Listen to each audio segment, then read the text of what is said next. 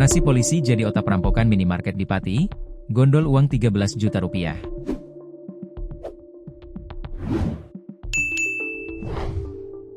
Seorang anggota Polsek di Polres Pati bernama Rifki Sarandi, 30, menjadi otak perampokan salah satu minimarket. Dikutip dari Tribun Jateng, aksinya tersebut dilakukan bersama warga sipil bernama Herlangga Nur Cahyo, 33. Kabid Humas Polda Jateng, Kombes Pol Artanto, menuturkan aksi perampokan yang dilakukan Rifki dan Herlangga terjadi pada awal tahun lalu, tepatnya 27 Februari 2024 malam sekira pukul 22.30 waktu Indonesia Barat. Artanto menuturkan saat ini kedua pelaku sudah ditangkap. Ada 2 orang yang ditangkap dalam kasus tersebut. Satu anggota polisi, dia bintara jaga Polsek di Pati, bebernya. Adapun kronologi perampokan adalah ketika Rifki mendatangi minimarket yang hendak tutup dengan membawa celurit.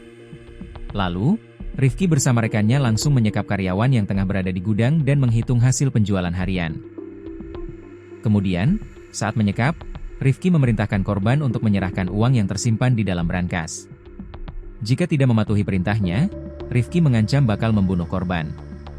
Korban pun terpaksa menyerahkan uang senilai 13 juta rupiah yang tersimpan di brankas ke Rifki dan rekannya. Setelah itu, kedua tersangka pun langsung kabur meninggalkan lokasi. Namun, selama setahun kasus perampokan tersebut ternyata tidak kunjung terungkap. Akhirnya, kasus ini berhasil terungkap ketika anggota Polresta Pati menangkap Herlangga yang hendak pergi ke rumah. Artanto menuturkan Herlangga pulang ke rumahnya di Kabupaten Pati pada bulan lalu.